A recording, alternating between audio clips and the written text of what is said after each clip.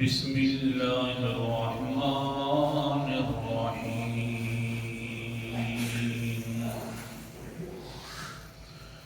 الله لا إله إلا هو الحي القيوم لا تأخذه سنة ولا نوم.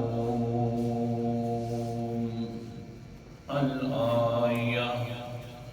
صدق الله العظيم. اللہ ہی ہے نا کہ نہیں ہے کوئی عبادت کے لائق الا ہو مگر وہی. الحی کیونکہ ہمیشہ زندہ رہنے والا ہے.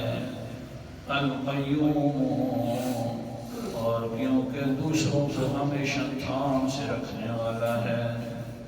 لا تأخذه سنة ولا نوم اور کیونکہ نہیں آتی اس کو اونگ اور نہ نیند. لا الہ الا اللہ سورۃ بقرہ کے اندر آیت الکرسی جو ہے اس کا بیان تقریباً 2.25 مہینوں سے ہو رہا ہے اور ہم اب تیسری دلیل پر پہنچ گئے ہیں کہ اللہ فرماتے ہیں کہ میرے علاوہ کوئی عبادت کے لائق نہیں، پکار کے لائق نہیں. پہلی دلیل تھی کہ کیونکہ ہمیشہ زندہ رہنے والا میں ہوں تو عبادت کے لائق ہی میں ہوں. جس پر موت آ جائے، جو دوسروں کا محتاج ہو جائے، بھلا وہ بھی عبادت کے لائق ہو سکتا ہے. اور دوسرے نمبر پر اللہ نے فرمایا القیوم، دوسری دلیل دیتے ہوئے دیکھیے تو صحیح میں دوسروں کو تھام کر رکھنے والا ہوں، ہر کسی کو اپنی جگہ پر رکھنے والا ہوں، سہارا بننے والا میں ہوں. جب سہارا میں بنتا ہوں تو پھر عبادت بھی میرا حق ہے. آج کے سبق کے اندر تیسری دلیل شروع کریں گے انشاءاللہ. اللہ تعالیٰ فرماتے ہیں دیکھیے لا تأخذه سنة ولا نوم. تھوڑا سا اپنے عقل کے ساتھ سوچو. تیسری دلیل، ساری یہ دلیلیں عقلیہ ہیں، عقل کے ساتھ تھوڑا سا سوچو. جن کو تم پکارتے ہو، عبادت ان کی کرتے ہو اور منت منوتی، نظر و نیاز، حاجت روا، مشکل کشا، دستگیر وغیرہ مانگتے ہو، ان کا حال کیا ہے؟ ان کو نیند آ جاتی ہے اور پھر جب نیند آتی ہے تو اپنے سرحانے کا بھی پتہ نہیں ہوتا کہ کیا ہو رہا ہے. تو بھلا وہ تمہاری پکاریں کیسے سنیں گے؟ وہ تمہاری کھوٹی قسمتیں کھری کیسے کریں گے؟ میری طرف آؤ، مجھے کبھی نیند بھی نہیں آئی. نیند تو کجا، مجھے تو کبھی اونگ بھی نہیں آئی. سبحان اللہ. جن کو تم پکار رہے ہو ان کی حال عجیب ہے، ان کے حالات الگ ہیں. ان کے اپنا جس وقت نیند آتی ہے تو اپنے وجود کا پتہ نہیں ہوتا. جس وقت وہ اپنے وجود کے بارے میں نہیں رکھتے تو تمہارے وجود کے بارے میں کیسے علم رکھ کے تمہاری حاجتیں پوری کریں گے؟ اس لیے ان کو نہ پکارو، مجھے پکارا کرو اور میں تمہاری پکار پر 1 مرتبہ نہیں 70 مرتبہ جی کر کے بولوں گا ہاں میرا بندہ کیا مانگتا ہے تو مانگ لے. اللہ اکبر کبیرہ. کیا عجیب سا. تو آج کے سبق کے اندر یہ ہے کہ نیند جو ہے نا، اور نیند تو ہر کسی کو آتی ہے. اور اللہ تعالیٰ نے دوسری جگہ پر فرمایا، کیا فرمایا؟ کہ میں یہ جو نیند ہے نا یہ میری قدرت کی نشانی اور میری دلیلیں ہیں نیند کرنے. میں نے یہ نیند جو تمہارے لیے بنائی ہے میری اپنی دلیل ہے کہ دیکھو تم پر نیند آتی اور میں نیندوں سے پاک ہوں. قرآن مقدس اندر اعوذ باللہ من الشیطان الرجیم بسم اللہ الرحمن الرحیم. سورت کا نام سورۃ الروم. 21واں پارہ. اللہ تعالیٰ فرماتے ہیں آیت نمبر میرے سامنے 23 ہے. وَمِنْ آیَاتِهِ مَنَامُكُمْ بِاللَّيْلِ وَالنَّهَارِ وَابْتِغَاؤُكُمْ مِنْ فَضْلِهِ إِنَّ فِي ذَلِكَ لَآيَاتٍ لِقَوْمٍ يَسْمَعُونَ. اس کی دلیل میں سے ایک دلیل یہ ہے کہ میں الہ ہوں. ان دلیل میں سے ایک دلیل یہ ہے کہ تم نے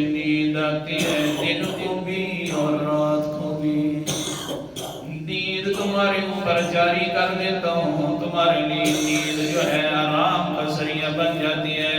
آخر کار آرام کیوں بنتی ہے؟ آرام کا ذریعہ وَابْتِغَاؤُكُمْ مِنْ فَضْلِهِ، تم پورا دن اللہ کا فضل تلاش کرتے ہوئے تھکے ہوئے ہوتے ہو، پھر میں تمہارے لیے نیند لے کر آتا ہوں تاکہ تمہاری ساری تھکانیں دور کر دوں۔ اللہ اکبر۔ نیند نہ آئے، آدمی تھکا ہوا ہو تو کیا حال بن جاتا ہے۔ یہ نیند کا آنا لوگوں سن لو، میری دلیلوں میں سے دلیل ہے کہ میں الہ ہوں۔ ان فی ذالک لآیات لقوم یسمعون۔ پھر اس نیند کے اندر اور بھی بہت سارے دلیل ہیں۔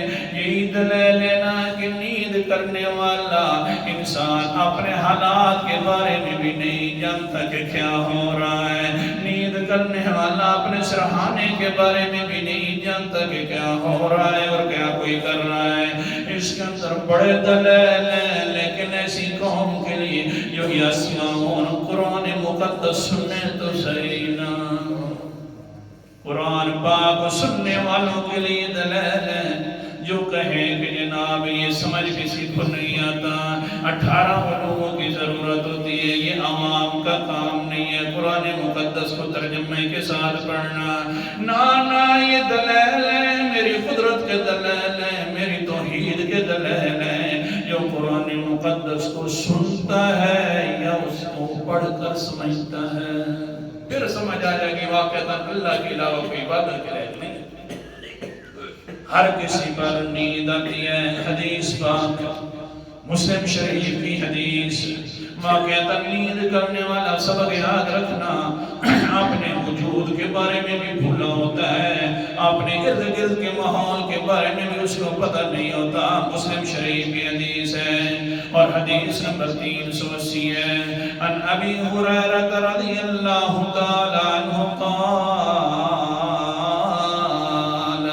حضرت ابو ہریرہ رضی اللہ تعالی عنہ سے روایت ہے کہ کیا فرماتے ہیں، ان رسول اللہ صلی اللہ علیہ وسلم حین قفل من غزوۃ خیبر سار لیلہ حتی ادرکہ القرار فعرس فقال لبلال اقلع لنا اللیلہ۔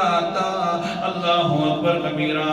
غزوہ خیبر سے حضور صلی اللہ علیہ وسلم آ رہے ہیں، رات کو سفر کرتے رہے، پھر کیا ہوا، حضرت بلال رضی اللہ تعالیٰ عنہ کو فرماتے ہیں، حضرت ابو ہریرہ ذکر کرتے ہیں اس واقعہ کو کہ آ گئے رات کو حضرت صاحب کو بہت زیادہ تھکان پہنچ گئی تھی۔ اللہ جو تھک جائے وہ عبادت کے لائق نہیں ہوتا، جو تھک جائے وہ نظر و نیاز کے لائق نہیں ہوتا، وہ حاجت روا دوسروں کا کیسے بن جاتا ہے جس کی اپنی حال یہ ہے کہ تھک گیا ہے۔ حضرت صاحب کے اوپر تھکان جاری ہے، خیبر فتح ہو گیا ہے، حضرت صاحب واپس آ رہے ہیں۔ جس وقت اللہ اکبر کبیرہ رات کو پڑاؤ ڈالا تو فوراً حضور صلی اللہ علیہ وسلم نے فرمایا، اقلع لنا اللیلہ یا بلال، رات کو تو نے پہرا کرنا ہے بلال، سارے سو رہے ہیں، تھکے ہوئی زیادہ ہے، کوئی پتہ نہیں شاید صبح کی نماز قضا نہ ہو جائے۔ گویا کہ پیغمبر کا بھی نظریہ سمجھ آ گیا، نیند کی حالت میں کوئی نہ سن سکتا ہے نہ حالات کا پتہ ہوتا ہے۔ لہذا ہے بلال صاحب جی، تو جاگتا رہے، پہرا دیتا رہے، مہربانی کر۔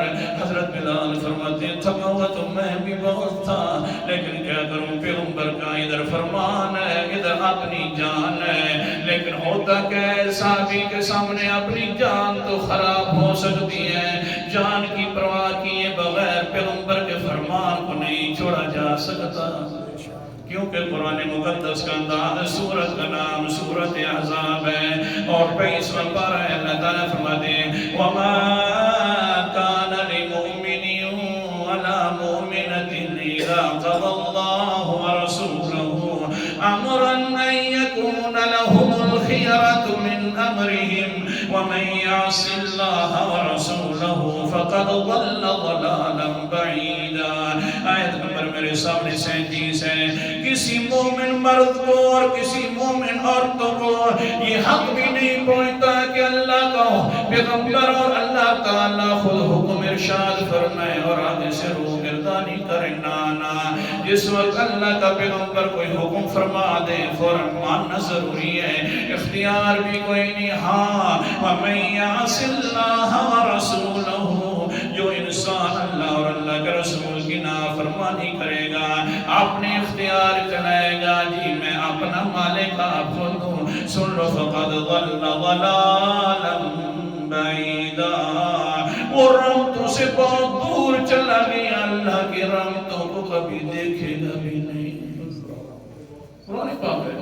ہمارا کیا حال ہے یہ بھی دیکھنے، ٹائم کم ہوتا ہے ورنہ سناتا۔ اللہ اکبر کبیرہ۔ پھر کیا ہوا سنیے آگے حدیث۔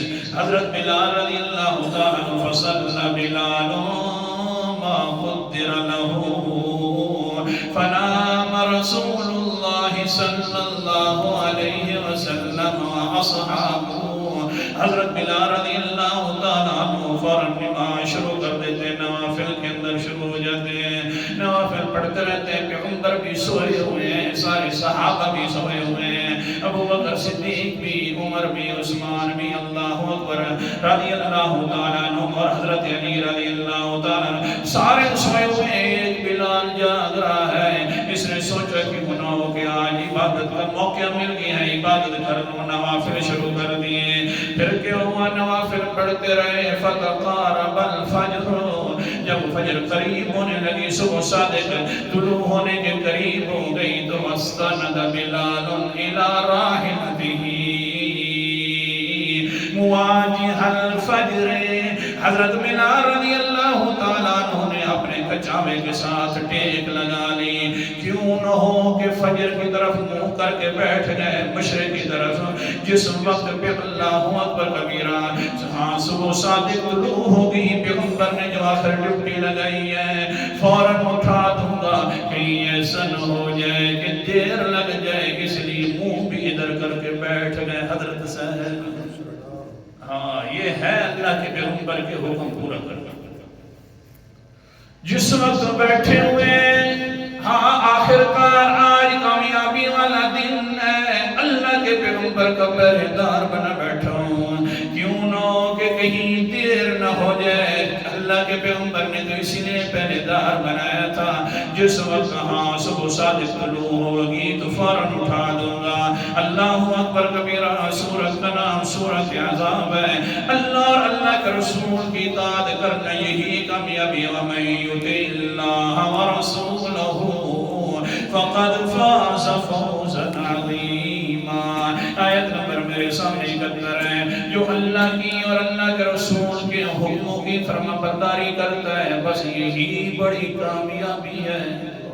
حضرت بلال سوچتے ہیں بس آج بڑی کامیابی کا دن ہے، جس وقت صبح صادق طلوع ہوئے گی، جا کر پیغمبر کو اٹھا دوں گا، بڑی کامیابی والا دن آ گیا ہے۔ لیکن کیا پتا تھا حضرت بلال رضی اللہ تعالیٰ عنہ کو حدیث سنی آگے، فَغَلَبَتْ بِلَالًا عَيْنَاهُ فَهُوَ مُسْتَنِدٌ إِلَىٰ رَاحِلَتِهِ۔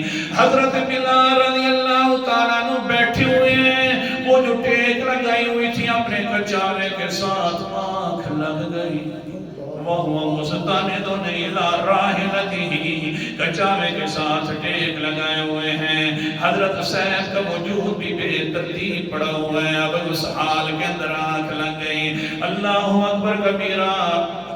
حضور کا فیصلہ یہ تھا کہ اپنے وقت پر نماز پڑھنی ہے، بلال اٹھا دے گا۔